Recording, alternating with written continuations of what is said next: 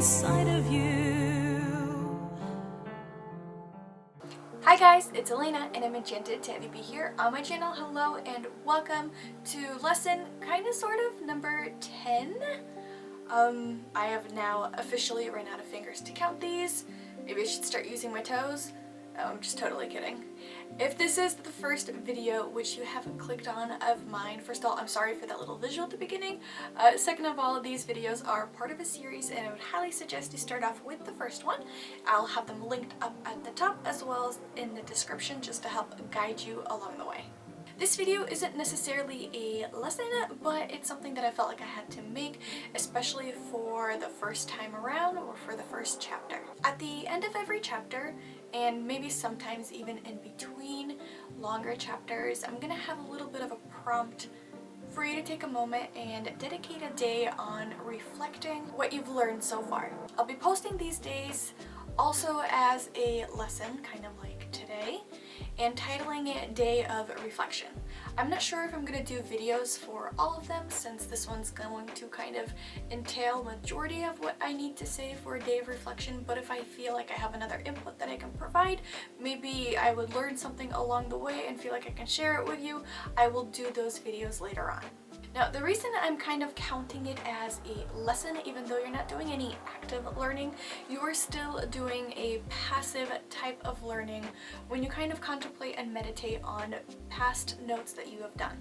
There are many ways and more on how you can reflect regards to your previous learnings, and it could range anywhere from a guided type of meditation to kind of explore past memories and unlock past thoughts. Or it could be something as super dedicated as a whole day of silence or more than one day of silence to do a reflection on. I'll be going over a way that's kind of like a mix of everything, but it's not something that will be so tedious that it'll take a lot of time out of your day because I know you're a busy person with a lot of responsibilities. So here's something I would recommend you to do to kind of start off your reflection process or a type of reflection process.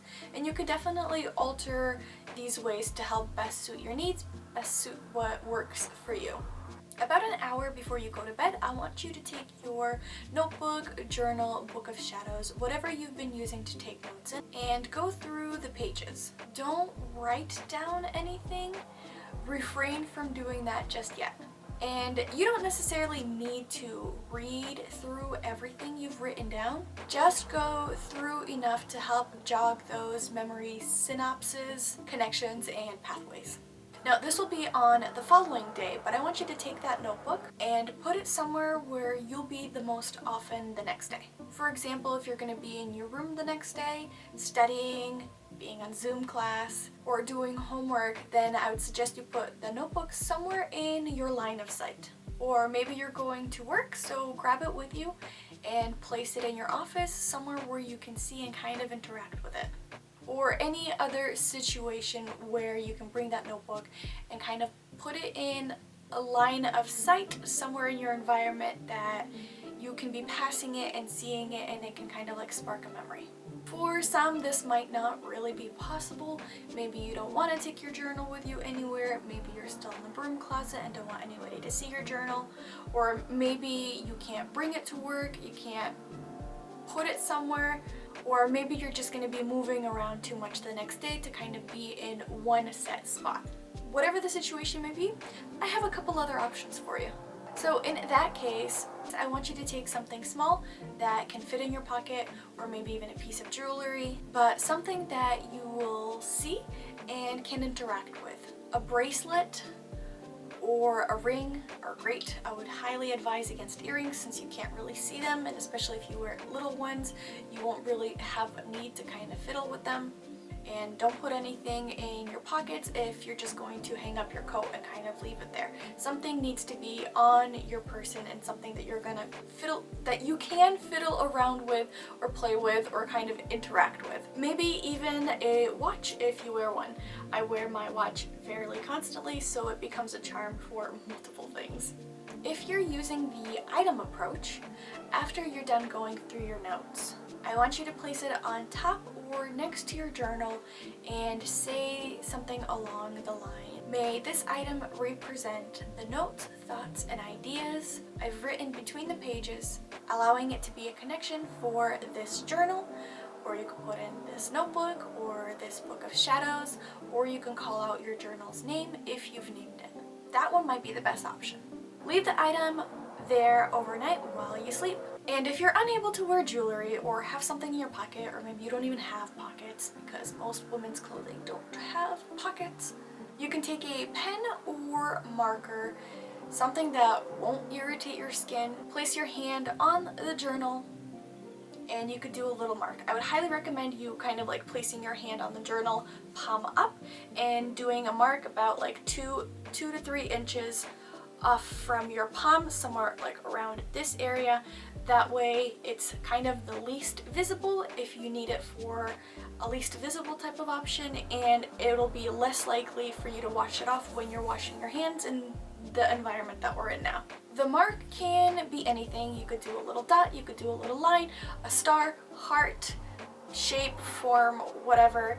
You can even do your notebook's name or your notebook's initial if you have named your notebook or your book of shadows. So doing the name or the initials or something that would symbolize your notebook. After you've drawn your mark, leave your hand on your journal or next to your journal or even holding your journal and say the same lines, slightly altered but pretty much the same. May this symbol represent the notes, thoughts, and ideas I've written between these pages, allowing it to be a connection for this journal. Or again, your journal's name, book of shadows, whatever the case may be. And then you're kind of done with like the first portion of this. You could go to sleep, have a good night's rest. Hopefully you get your right amount of hours in or some kind of hours in. And the next morning, before you start your day, it might be even best before you even get out of bed if you kept your notebook close to you. Write down any dreams you might have had, thoughts, ideas. Sometimes epiphanies might happen, other times nothing happens. And in those cases when nothing happens, you could just write down, I have slept and am ready for a new day. Then you can place the notebook in its visible spot that it's going to be in for the day. Or if you're doing the jewelry approach, before you put it on, repeat the phrase. Or if you're doing the drawing or symbol approach, retrace the symbol and repeat the phrase again. Then you can continue on with your day, and I hope you have a wonderful one. So throughout your day, anytime you've come across your notebook, if it's in that spot, you've seen it, you've spotted it, or if you've fiddled around with your watch, fiddled around with a necklace, a ring, or whatever's in your pocket, or glanced at the little symbol on the inside of your wrist. For all of those moments, I want you to take just a brief second or two to kind of recontemplate back on your notebook, your journals, your notes, and thoughts. Just for a moment or two. Sometimes an idea might spark, something new might happen, some interesting situation might be going on. You can make a note of it in your journal or on a separate piece of paper if you're away from it, and you can reflect on it later on in the evening.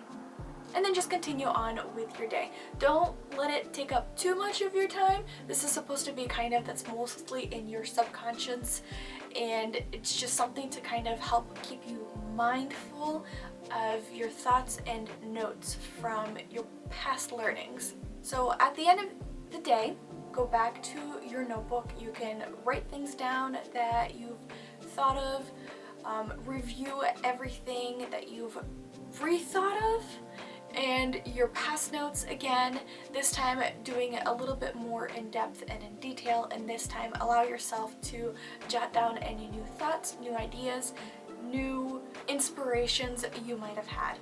I like this form of an approach in regards to doing a reflection or a day of reflection.